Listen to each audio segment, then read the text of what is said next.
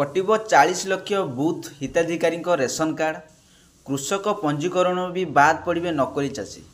Hello viewers नमस्कार, मो कहले स्वागत करुच्ची पीके 7894 यूट्यूब चैनल को। आज भिडियोटी बहुत गुरुत्वपूर्ण वीडियो। चलते पूरा खबर जाना। पूरा खबर जाना पूर्व वीडियोटी भल लगे लाइक शेयर सब्सक्राइब करेंगे, पाखर दिया बेल आइकन देवे, ऑल नोटिफिकेशन ऑन करेंगे जहाँफल नुआ नुआ वीडियो पाइपर। राज्यर प्रति जिले में लक्ष रु 1.5 लाख बूथ हिताधिकारी जांच बेले चिन्हट होती। गत 24 वर्ष सरकार बूथ हिताधिकारी सरकार आखिरे धूली पकाई चली। बर्तमान प्राय 40 लाख बूथ रेशन कार्ड हिताधिकारी बाहर। रेशन कार्ड भली चाषी तालिकार भी अनेक नकली चाषी बाहर। प्रत्येक विभाग और योजना उपर जांच करा जिवो बोली खाद्य जोगाण और खाउटी कल्याण मंत्री कृष्णचंद्र पात्र कहते।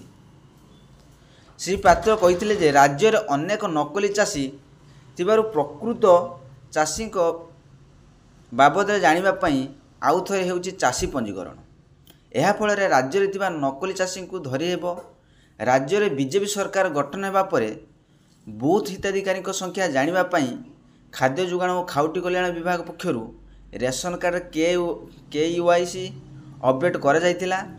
KYC अपडेट बूथ हिताधिकारी संख्या जनापड़ी। खाद्य और जोगाण खाउटी कल्याण विभाग बजेट्र 3307 कोटी 69,17,000 टंका व्यवहार होईची।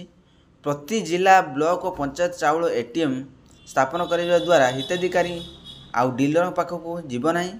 विभाग पक्षर हिताधिकारी को जो चाउल बंटन कर माप और ओजन रे चोरी करा जाउची, अर्थात हिताधिकारी ओजन ठकी कम चाउल दि जाउची। हजार हजार कोटी टंकार चाउल चोरी होउची। यार लाभांश राजनेता सरकार अधिकारी एवं ठिका संस्था गुड़िक पाउछंती। यही चाउल चोरी रोकने राज्य सरकार उद्यम करुछंती। खाद्य सुरक्षा और निरापत्ता योजना 3.25 कोटी हिताधिकारी अंतर्भुक्त होता बेले एथिरु 40 लाख बूथ हिताधिकारी रही।